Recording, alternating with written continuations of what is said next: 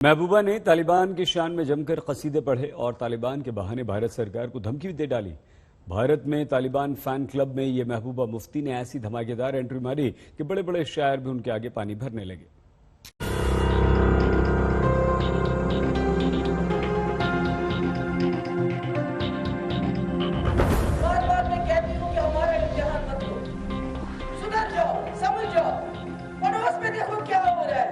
इतनी बड़ी ताकत अमेरिका, उनको भी वहां से बोरिया बस्तर लेकर वापस जाना पड़ा।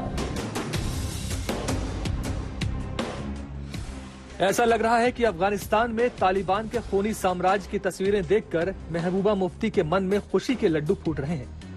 कहीं वो तालिबान को अपना आइडल तो नहीं मानने लगी हैं। तो मौका है अभी भी, जिस तरह वाजपेयी जी ने बातचीत शुरू की थी जम्मू कश्मीर में, यहाँ बाहर के साथ भी और यहाँ भी उसी तरह आप भी जम्मू कश्मीर में बातचीत का सिलसिला शुरू करो।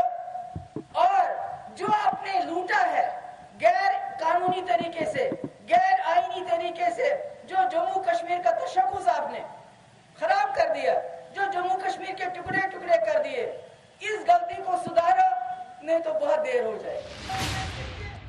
तो महबूबा मुफ्ती आखिर कहना क्या चाहती हैं? कहीं वो कश्मीर में कोई तालिबानी मॉडल लॉन्च करने की तैयारी में तो नहीं जुट गई हैं, जिसे वो सीधे सीधे कहने से बच रही हैं? हुकूमत अभी आ गई अफगानिस्तान पर, तो उसका क्या असर पड़ेगा कश्मीर के पॉलिटिकल सिनेरियो पे? आप क्या पूछ रहे थे?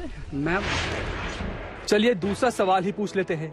तो बताइए महबूबा जी, भारत सरकार को तालिबान के साथ क्या करना चाहिए? और तालिबान के लिए कोई सलाह हो तो वो भी बता दीजिए।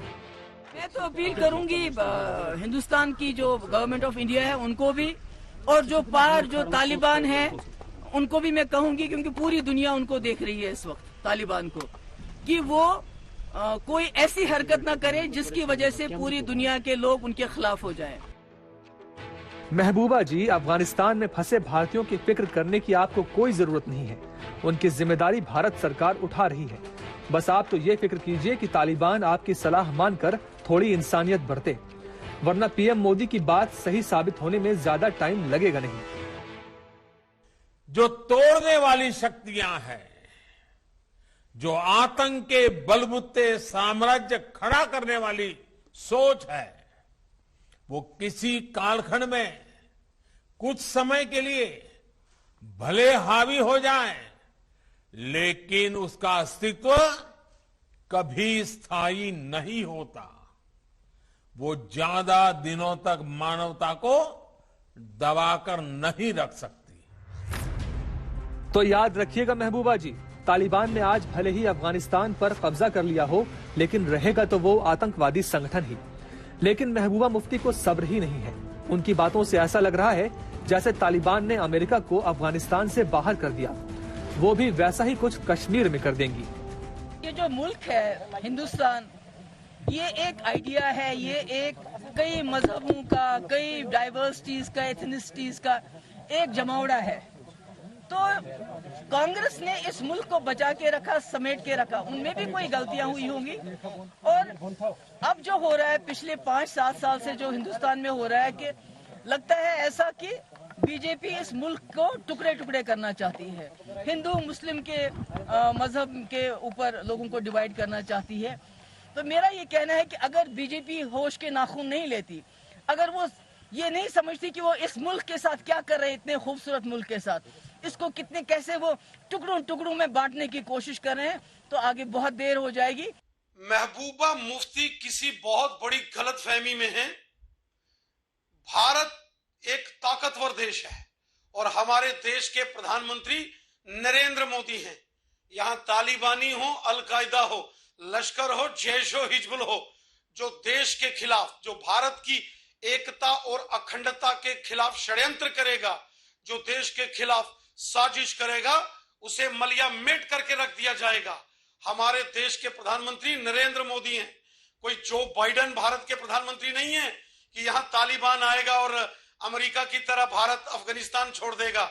मिट्टी में मिला के रख देंगे उन सभी ताकतों को जो भारत देश की एकता और अखंडता को चैलेंज करेंगे। धारा 370 का खात्मा हुए 2 साल से ज्यादा का वक्त बीत चुका है। लेकिन महबूबा मुफ्ती के सिर से उसका हैंगओवर उतरने का नाम ही नहीं ले रहा। कभी उन्हें पाकिस्तान से उम्मीद की किरण नजर आती है तो कभी चीन से। और महबूबा मुफ्ती ने तो हद ही कर दी, वो कश्मीर को तालिबान का उदाहरण देकर भड़का रही हैं। सफर करने के लिए ज्यादा हिम्मत की जरूरत होती है। जो गांधी जी कहते थे कि नॉन वायलेंस के लिए ज्यादा हिम्मत होनी चाहिए। पत्थर उठाने के लिए हिम्मत की जरूरत नहीं है। बंदूक उठाने के लिए, चाहे वो आपका बंदूक हो वर्दी में या यहाँ का बंदूक हो नौजवान के हाथ में, उसके लिए हिम्मत नहीं चाहिए। हिम्मत चाहिए सब्र के लिए, हिम्मत चाहिए बर्दाश्त के लिए। जो भी जम्मू कश्मीर के लोग बर्दाश्त कर रहे हैं, मगर जिस वक्त ये बर्दाश्त का बांध टूट जाएगा तो तब आप ही नहीं रहोगे, मिट जाओगे। मुझे लगता है कि कुछ लोगों की प्रॉब्लम क्या है। कल पीएम ने क्या कहा था? पीएम ने एक ही बात कही और हमेशा उनका कहना था कि जो टॉलरेंस है वो हमारे संस्कार है, हमारी संस्कृति है। लेकिन आतंकवाद के प्रति जीरो टॉलरेंस हमारा संकल्प है और उसी संकल्प के साथ भारत और भारत के लोग आगे बढ़ रहे हैं।